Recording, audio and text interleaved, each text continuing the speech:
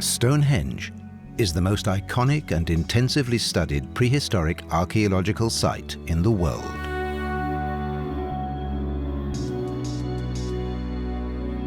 For centuries, the site has generated curiosity and wonder. But it was in the 17th and 18th centuries that the importance of Stonehenge's landscape became recognized. With so many upstanding monuments visible within the landscape surrounding Stonehenge, it isn't surprising that these have largely remained the focus for archaeological investigations.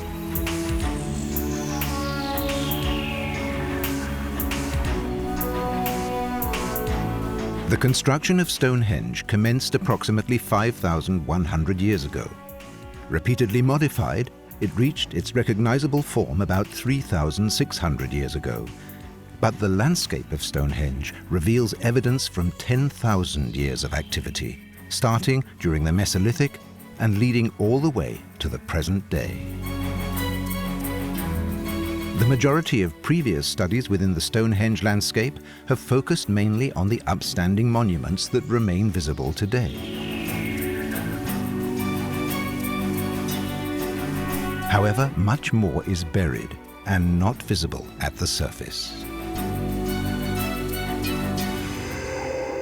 Advancements in the technology for investigating archaeological landscapes by the Ludwig Boltzmann Institute made it possible to explore the entire hidden landscape at a high resolution, starting in 2010. By mounting a wide array of equipment to vehicles such as quad bikes, and by linking the collection of data to GPS satellite navigation, it was possible to undertake a survey at a scale and resolution that had never been attempted before. It became possible for the first time to get additional information about known sites within the landscape and to fill in the gaps between monuments. A total of approximately 12 hectares was surveyed between 2010 and 2014.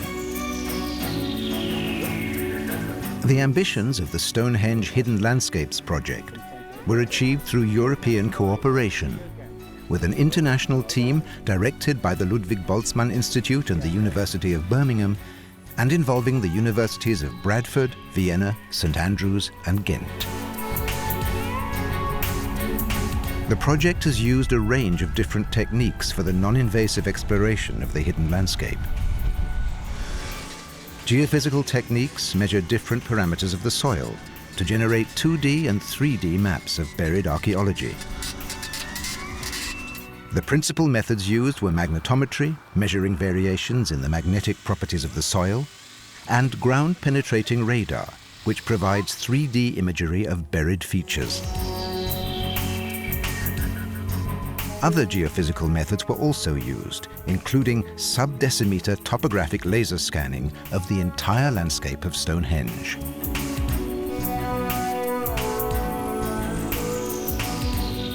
This project has shown that it is not possible to appreciate the significance of Stonehenge itself without understanding the landscape around it. The high-resolution survey of the known monuments around Stonehenge has significantly increased the level of knowledge about them, in many cases allowing us to identify different phases of construction and presenting quite different interpretations to those previously held.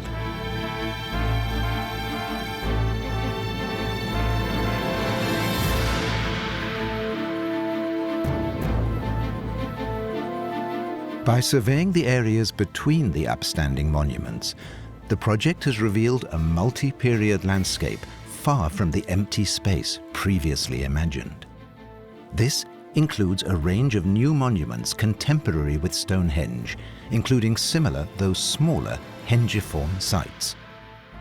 We can now see a landscape dotted with numerous smaller temple sites constructed of wood, stone and earth, surrounding the larger site of Stonehenge.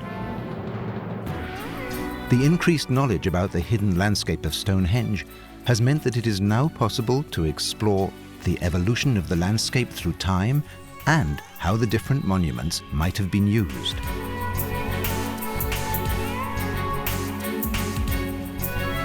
To obtain high-resolution detail, multiple geophysics sensors were mounted closely together, providing dense sampling intervals. The higher resolution meant that smaller features, such as small pits and even post holes, could be identified.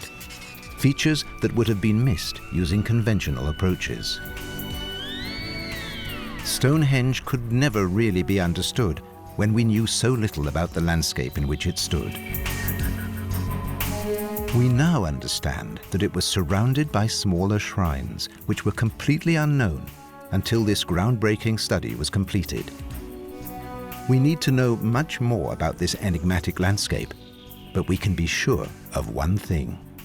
Cutting-edge remote sensing and geophysical prospecting have fundamentally changed how we interpret the Stonehenge landscape, and how archaeologists will study similar landscapes in Britain and around the world in the future.